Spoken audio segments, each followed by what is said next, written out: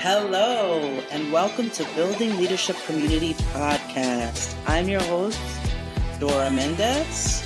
I am the founder and CEO of Coach Dora LLC. Our guests will be entrepreneurs, small business owners, and community leaders that drive social impact. It can be lonely at the top, but it doesn't have to be.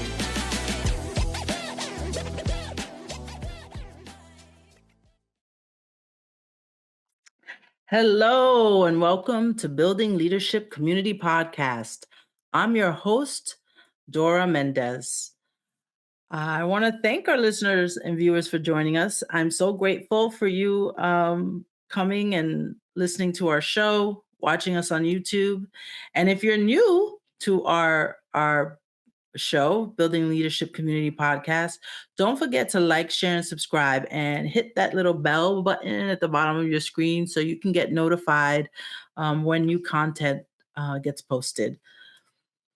So we have a great show for you tonight. It's someone who I'm so happy to bring onto the show. Since launching Building Leadership Community Podcast, the journey has been nothing short of transformative. As a champion of inclusion, leadership, growth, and connection, season 2 is all about deepening the conversations and expanding our impact. When I first started Coach Dora, today's guest was a very early supporter. And at its core, Building Leadership Community Podcast is about fostering authentic leadership and empowering professionals to build stronger, more engaged communities. Every episode dives into strategies, insights, and personal stories that help leaders navigate their leadership journey with confidence and purpose. Today, I'm absolutely thrilled to have a very special guest join me. I've known Bora, B-O-R-A, since 2019, when our paths first crossed during a powerful Non-Profit DEI Leadership Lab. I remembered it vividly. The New York Community Trust sponsored this gathering of nonprofit leaders, and the insightful facilitators were from Race Forward. Bora, who had just stepped into her role as chief of staff at the time, radiated such genuine charisma that we clicked instantly. Our connection went beyond the initial meetings, evolving into personal and professional friendship. I fondly recall her sharing the exciting news of her pregnancy and our subsequent conversations navigating early motherhood. I was truly so happy for her. Fast forward to last year when I embarked on the Coach Dora journey, Bora's support was unwavering from the start. And when I mentioned the idea of launching a podcast, she was one of my biggest cheerleaders. Having Bora as a valued member of my leadership community for years, it feels incredibly meaningful to welcome her today. Hopefully, have her become part of the wider Coach Dora movement. Welcome to the stage, Bora Lee. Hi, Bora. How are you? Hi. Welcome. Thank you. I'm so excited. And you said too many nice things about me. They're all true. That's why I decided to leave you waiting in the green room, because I knew you have such humility. I knew that if I were to read your bio to you, you would cringe. But those are Yes. all true things. Thank you. Yeah, I'm trying to look for a corner to hide in right now, but thank you. Well, if you're listening, don't worry. No one's seeing you, but if you're watching, there's no corner for you to hide.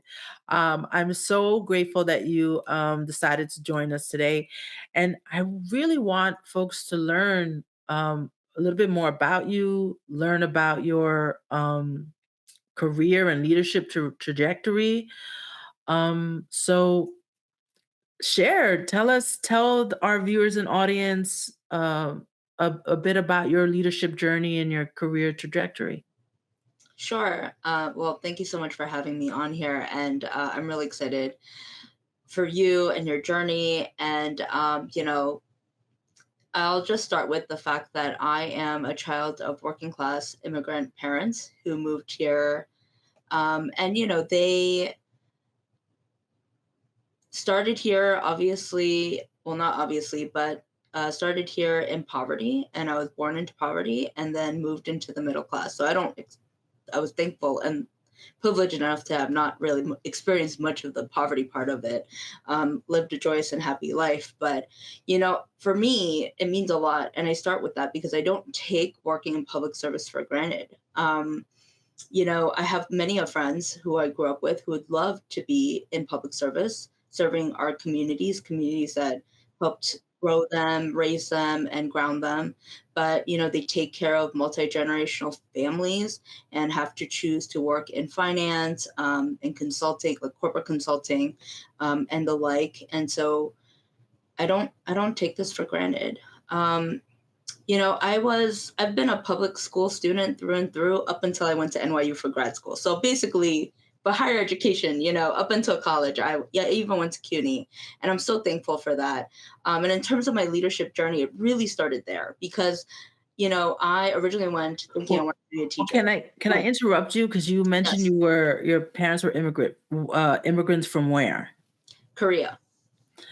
So your parents were Korean immigrants, Yes. and where did they land in New York? Well, so actually, my parents came here separately. My dad came here first, and most of his family is here in New York.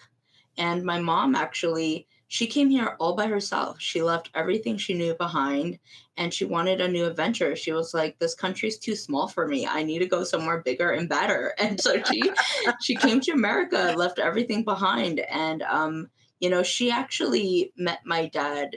She came here, I think, on a student visa and didn't intend to go to school. She really wanted to work here, and that's really where she thrives as a businesswoman. My mother's such an entrepreneur, and she met my dad, and he had citizenship, he had papers, and it's history from there. 4 months later, they became pregnant with me, and then all is history. All But history. Now they're yeah, grandparents, and that's right. Yeah, but they were here in New York, and this was, all they've known and all I've known.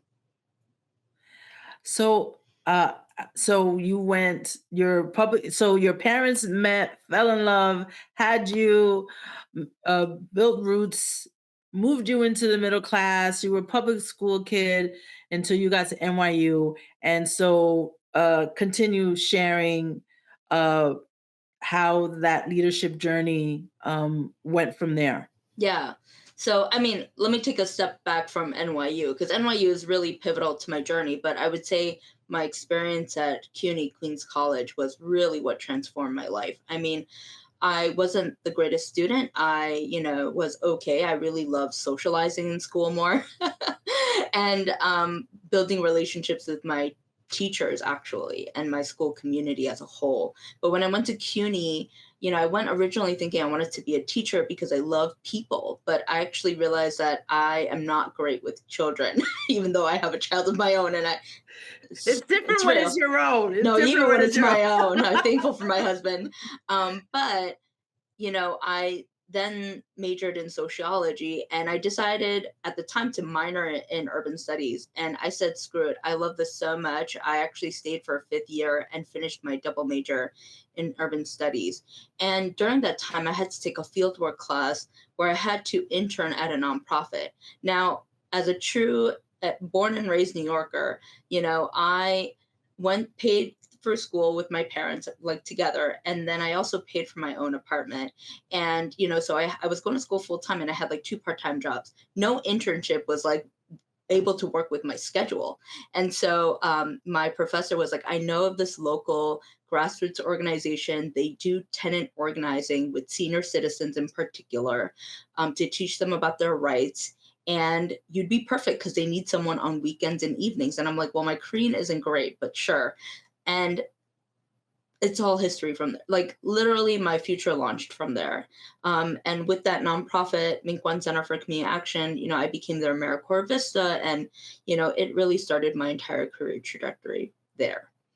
So Um, service. So service. You yes, and you fell into it, and it's wonderful because you were able to use your Korean, which My is broken Korean, yes. well, I say the same about my Spanish. I say I speak Spanish like a gringa, like a gringa. So, but it is a skill. It is a Having skill. you would not have been able to do it if you didn't have the language skills. No, I always want to lift it up. I always want to lift it up. Um, absolutely. how what an important skill it is to speak more than one language.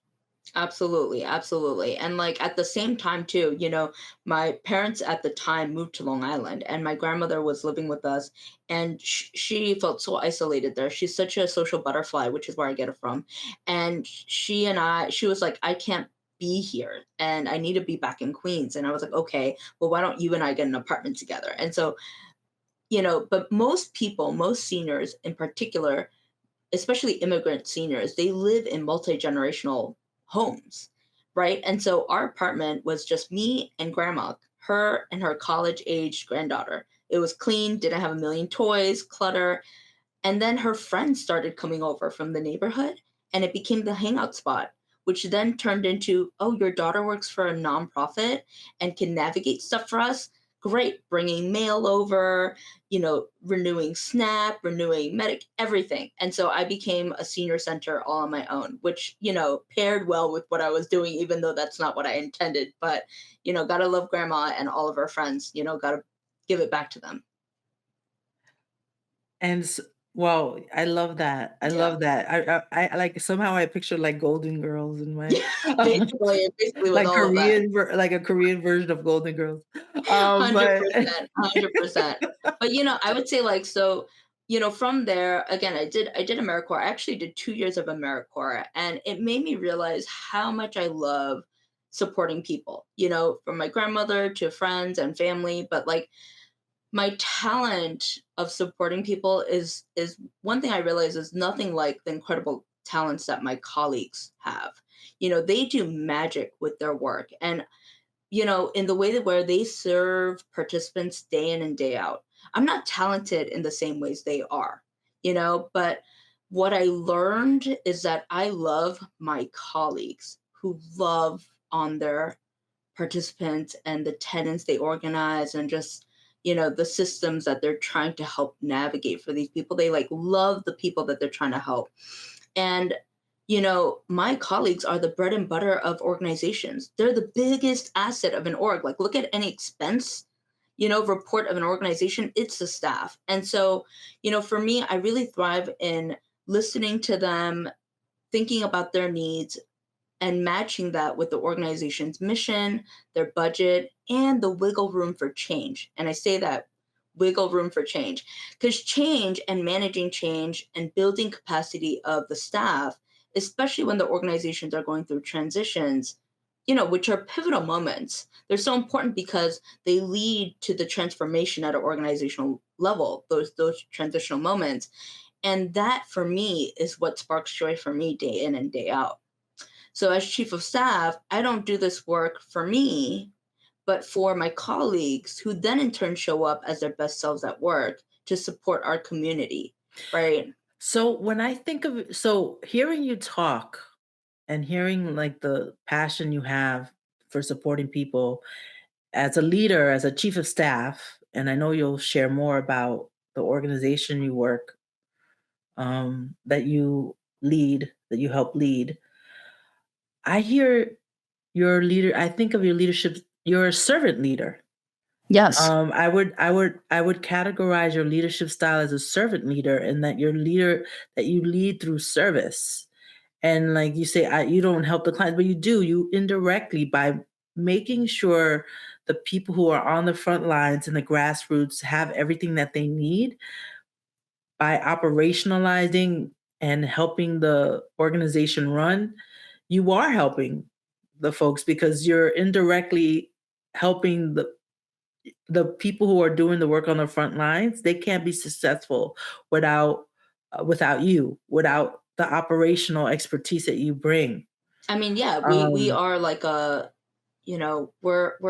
pie, we're a pizza pie, and we can't we're not a whole without each other, right? But they're a big part. I'm just one slice. they're majority of it, and I want to credit them because, like, to be able to take home and take on all of the things that is shared with them by, the members of our community is so hard. It's so burdensome, and it's also so much love. And so I don't want to, say the office work to build capacity is as hard as their work. It's not. It's not. And I just want to lift that up because I think it's so important. Well, I think it's different. It is different. I think the emotional labor, like the emotional labor, because um you have so much humility. You need to take credit for the fact that you are paid to think, to be strategic, and the organization cannot run without you in the lead. You have so much humility, and it's hard work in a different way. The emotional labor is very different. You're not on the front getting that vicarious trauma. So it's different. There are different challenges. And I think as a leader, um, yes, your staff is out there on the front lines, and there's a different ratio of emotional labor. There's a different ratio of vicarious trauma.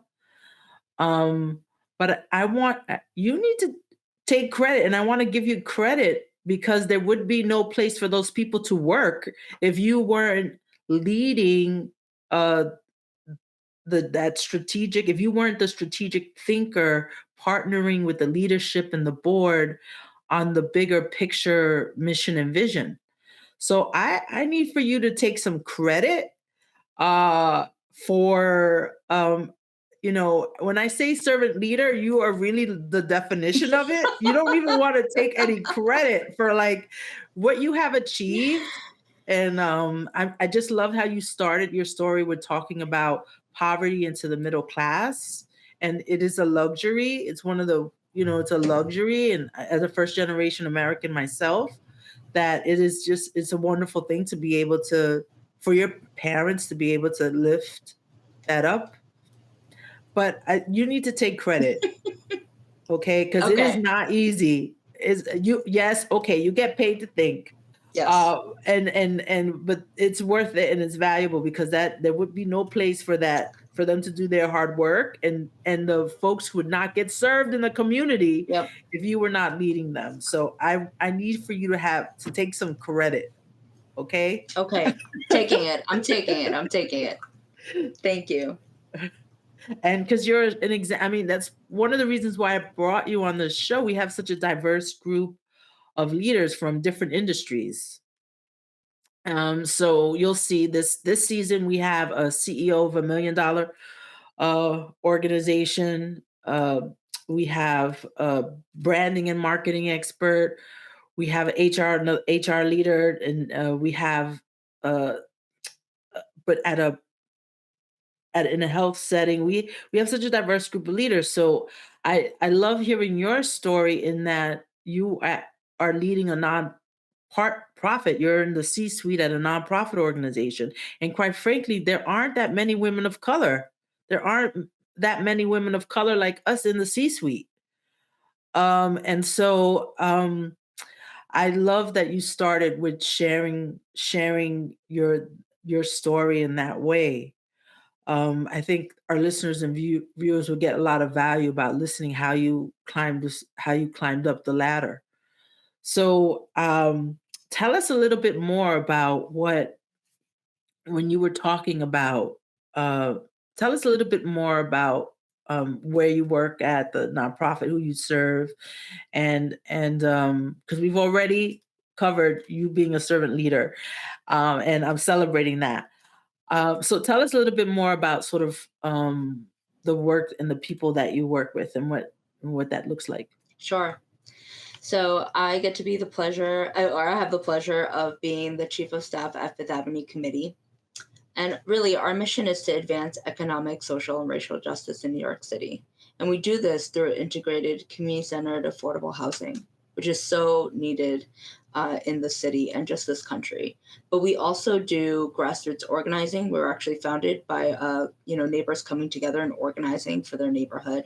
We also do policy advocacy and really transformative education, training, and services that build the power to shape our community's future. And we truly believe in that.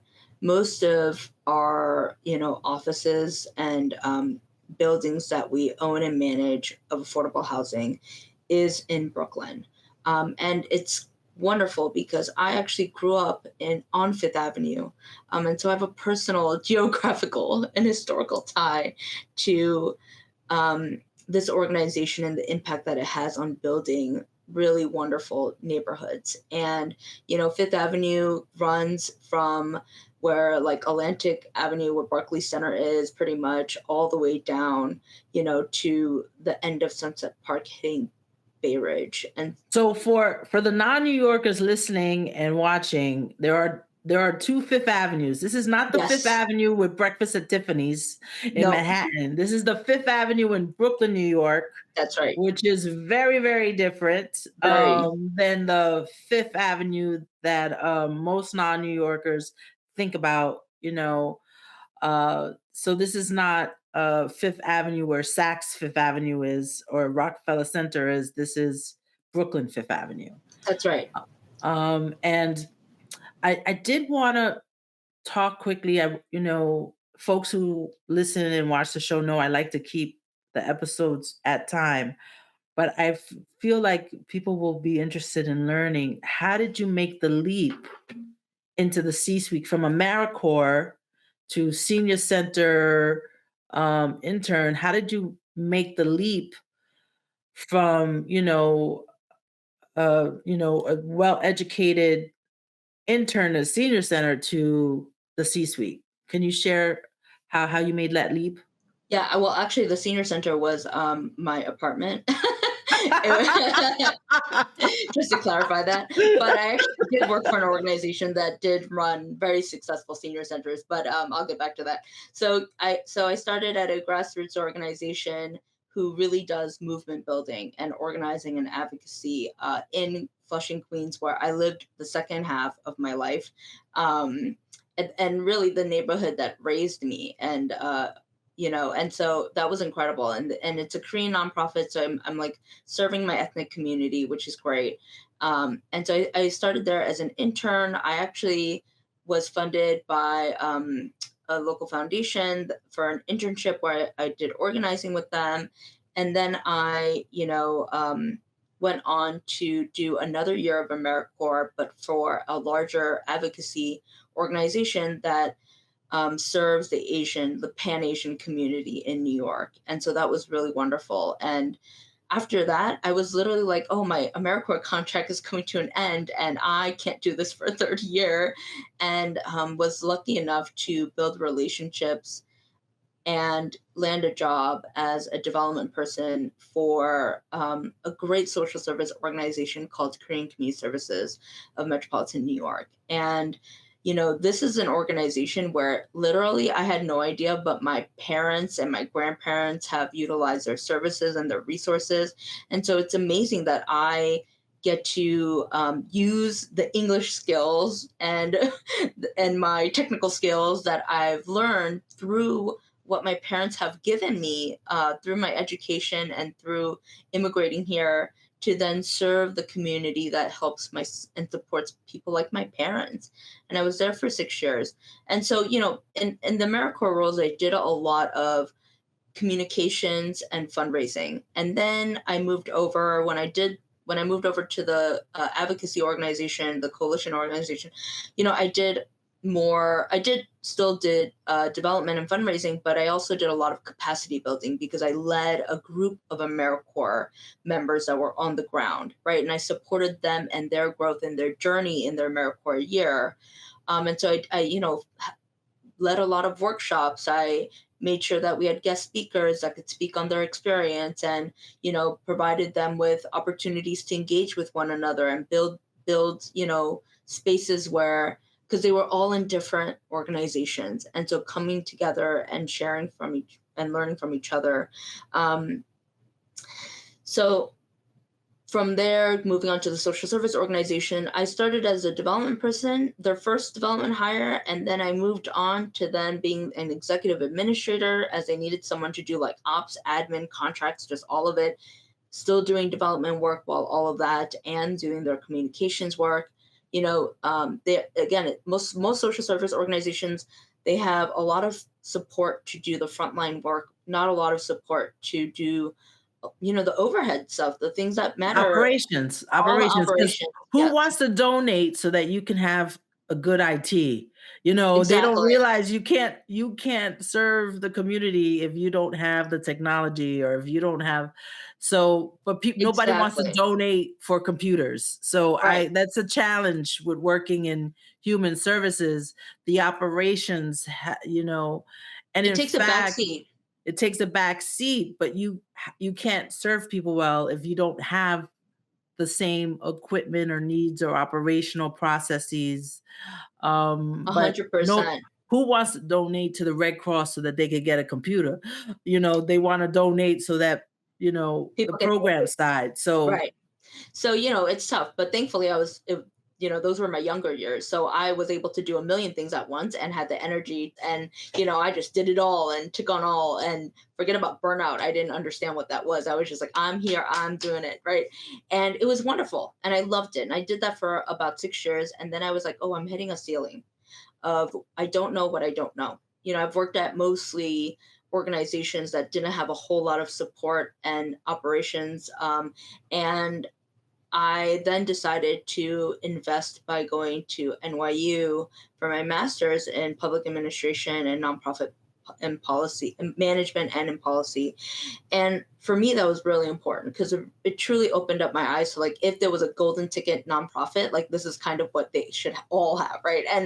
And you know, I also met so many incredible people, and I went part time because I worked full time. I was like, I just cannot leave my organization behind because the work is too important. So I worked during the day, and at night I went to school. But that was great because most of my professors were adjuncts, which means that they work full time just like me. like Yeah, me, yeah, exactly. And I learned so much from these people. They're not just researchers. I mean, kudos to the researchers for their research, but like they're practitioners in the field doing the work day in and day out. And I got to learn real world challenges, scenarios, troubleshooting, and it was just incredible to be able to learn from people who are like my upper role models in this public sector world. And so that was really incredible. And but one thing I'll say is like I have never been someone who just specialized at one thing. I don't know if it's because I'm the oldest kid of four, but I'm just there to pick up all the scraps and fill in all the gaps and do everything for everyone. the first And child. You were born a natural born leader. When you're the forced oldest, into it. when But you're the yeah, oldest, that's another thing we have in common. We both are the oldest child. Um, yeah, s- so so when did you make the leap to the C-suite after? So you yes, get your master's, I you did. learn, just so you know, I teach where I got my master's. So now I'm the practitioner that helps the next generation. I love that. Beautiful. So you get your master's degree, and then I'm trying to. I want our listeners to viewers to hear how you did it. Yeah. So I got my master's degree, and I was thinking about what my next step was. I took whatever I had learned. I even, used my organization, some of the challenges we were having at the time for my group projects, which was great. Like my colleagues in class were able to have, real challenges and then propose real solutions that they can implement, not like fake ones, that was made up, which was really rewarding for them. Um, but then I moved to a think tank, and I moved to a think tank because I was able to then, well, sorry, while I was doing my master's, I became the assistant director of operations at Korean Community Services. And that was really important. We moved to a large community center. By the support of the community, we had a large capital campaign, and it was wonderful. And we acquired an old Jewish center. And that that move was really pivotal, and I learned so much about facilities management, operations, and contracting, and More managing that, operations. more More operations, operations and administration and, all of it. so All of it. Yes, risk management, all of it. And then I moved over to a think tank, right? And the think tank was really important to me because it allowed me to see another perspective of the work, right? Because you have all different aspects of the realm of public service, and the think tank is the research portion of it, right? And what they do, which I really appreciated, was they listen to us, they hear from us, they interview us, they take all of all of our experiences and our community's experiences, and then you know really provide a report that spits out our realities, but in a very polished way. you know and that was great. But then, and I was there, I was doing operations, I was doing finance management, I was managing all of our policy symposium and events. um, and then I moved over as chief of staff. And the way that I made that pivot, first of all, I never thought that right after being assistant director of all of these things that I would then pivot over to chief of staff after that. I thought I needed one more step. I was like, I need one more step. no, you did it. You were ready. You were ready. I didn't know I was ready. I had a mentor who told me you're ready. So I was very thankful for that. But what I So what helped you, part of what helped you make the leap was having a mentor. absolutely, absolutely. And someone to just say, like, who says you're not ready? You're ready. And what I realized was the chief of staff role was perfect for me because I had all of these experiences. I was the jack of all trades: contracts, operations, fundraising, putting together a huge gala in Midtown Manhattan, board liaison, just everything, HR, the budgeting, and everything and everything and everything. But particularly the most important thing is stakeholder engagement. I'm able to, Share a little bit more about what for our yes. listeners of you about what that means. Yeah, what I mean by that is, you know, the whole role of chief of staff is managing change, right? And change through special projects, through piloting things, initiatives, everything. And when you're doing change management, it's all about communicating with stakeholders. And when I mean stakeholders, I mean internal and external, right? So you have your staff, you have your C-suite or management team, and consultants that you might be working with, and the board, and any advisory committees from the community, or even working groups internally. Like, my entire job is communicating, communicating, communicating, building transparency through communication at all times, because I'm basically the project manager of change for the organization as a whole. Like, we have a housing development team. They project manage all day for construction, right? For affordable housing, and they need to communicate out, but it's only for a project. But for me, it's for our entire organization, right? And so the stakeholders look very different. And that is really important, literally sending out emails. But the way that I communicate, I think, is important. For some staff, emails are great for them. For others, phone call. For others, Teams or Zoom meetings. For others, walking to their desk, right? For others, it's like a late night session because during the day they just can't. And now you have with the intergenerational, right? I was just having this conversation with another podcast guest. Uh, there are 5 generations in the workplace. You Absolutely. have traditionalists, you have your boomers, you have your Gen Xers like us, you have your millennials, Oh, I'm and you have millennial. your oh, you're a millennial. I am. Oh, I put you in my category Oh, because that's a when I hear compliment. you want to know why? When I hear your breadth of experience, I can't believe that you're not in my category. Thanks, Dora. Um, and then Gen Z, because I hear you, I was like, wow, you did all these things in that short amount of time is amazing. So a millennial, and millennials are turning 40 now. I know we So are. I'm excited. yeah, you guys are turning 40. I just turned 50. Oh, congratulations. Um, So, yeah, millennials are turning 40 now. And now, remember when we were like the young go-getters and now we're the boss and it's a big change. But with 5 generations, the different communication styles is really important to understand. So when you say stakeholder relationships, I like the fact that you concentrated on communication That's right. as being the common thread and That's right. understanding the diverse communication styles amongst the people in your organization, your collaborators, your vendors is I think is an essential skill. It's so Um, important. It allows me to have all of my successes is really on the communication skills and the various techniques, I'll call them.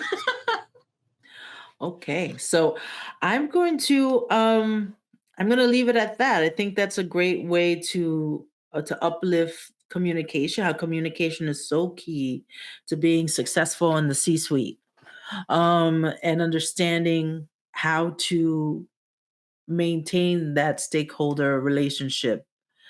And I just think that's a great way to leave it, to leave our audience and listeners with is that communication piece and how that has been key to launching you into your leadership role. And I love the fact that you mentioned leadership isn't about the title. You have been a leader since you were young, since you lived with your grandmama, since you, you have been as the oldest of four. So leadership has showed up for you in many different ways. It isn't your job title, just your job title, but the fact that you are a rare gem, C-suite woman of color, really making a difference in the community. I think our folks are gonna really take something away with that. Our servant leader, Bora Lee, thank you for being here. Thank you for having me. You've been listening to Building Leadership Community. Watch on YouTube at Coach Dora and listen wherever you get your podcasts. Follow me on LinkedIn, Instagram, and YouTube at Coach Dora and visit me on the web at CoachDoraMendez.com. Hosted by me, Dora Mendez. Produced by Dora Mendez and Dylan Rogers. Graphics, editing, and sound mixing by Dylan Rogers.